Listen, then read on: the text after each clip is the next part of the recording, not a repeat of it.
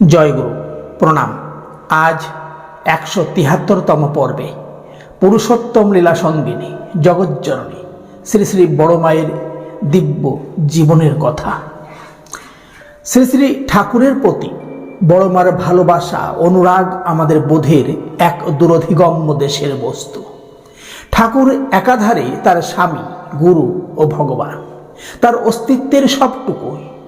ঠাকুরের মনোজ্ঞ চলনে তার মতো করে আর কেই বা চলেছেন? কেউ কি কখনো পারবেন? বড় মার ঠাকুর সেবার কত চিত্তাকর্ষক কাহিনী যে শুনেছি। একদিনের ঘটনা, বড় মার শরীরে তখন 104 ডিগ্রি জ্বর। ঠাকুর বললেন, বড় বউ খাওয়াবে না?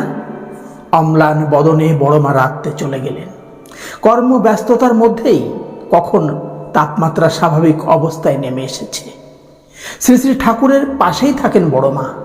ডাক্তার এসে চুপচাপ ব্যান্ডেজ বেঁধে দিয়ে গেলেন।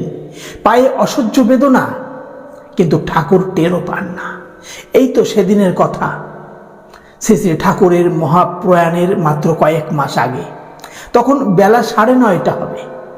চাতালের ঘরে শুভ্র শয্যার উপরে শ্রী শ্রী ঠাকুর উপবিষ্ট। একজনকে বললেন, যা তো বড় বউকে জিজ্ঞেস করে আয় এখন কি করছে।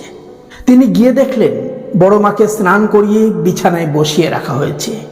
রাঙা পা দুখানি নিচে পা রাখা ছোট চৌকিটার উপর, কপালে সিঁদুরের টিপ, সিঁথিতে সিঁদুর, লাল পেড়ে শাড়ি পরা, মাথায় ঘোমটা, স্থির শান্ত একটি মেয়ে যেন বসে আছেন। সুন্দর একটি লক্ষ্মী প্রতিমা যেন চারিদিক আলো করে আছেন। প্রণাম জানিয়ে বড় মার চরণে নিবেদন করা হলো।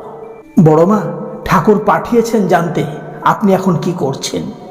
ধীর মৃদু কণ্ঠে বললেন, বলগা, স্নান করে বসে আছি, ঠাকুর ভোগ হয়ে গেলে খাবো। এই সংক্ষিপ্ত সামান্য কথা কয়টার ভিতরে কি জাদু ছিল, কি আন্তরিকতা ছিল, ভাষায় তা কখনো ব্যক্ত করা যাবে না। আবার দেখি বড় মার মধ্যে সূর্যের তেজ, কি প্রগাঢ় তার ব্যক্তিত্ব। ঠাকুরের প্রতি তার প্রোটেক্টিভ আর্জ কি প্রচণ্ড তেজবিভায় দীপ্ত। এক্ষেত্রে যেন তিনি সিংহ বাহিনী। বৈষ্ণব শাস্ত্রে আছে, প্রীতি পরম বেদ গো সখী, প্রীতি পরম বেদ।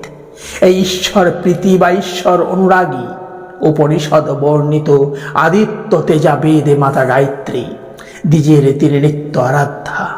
আমাদের বড় মাই এই মূর্তি মতিবিদ্যা শক্তি। ঠাকুরের প্রতি টানে সহজ সরল স্বাভাবিক মূর্ত বিগ্রহ, দৈবী চলনের ঘনীভূত চেতন রূপায়ণ। বাংলা 1378 সালের 26শে বৈশাখ সোমবার বেলা 10টায় আমাদের এই বড় মা তার মানবী লীলা সমাপন করে বিদেহিনী হয়ে নিত্যলীলায় মগ্ন হয়েছেন। জয়গুরু। আজ এই পর্যন্তই। সকলে ভালো থাকুন, সুস্থ থাকুন, আনন্দে থাকুন, আর চ্যানেলটিকে সাবস্ক্রাইব করে সঙ্গে থাকুন।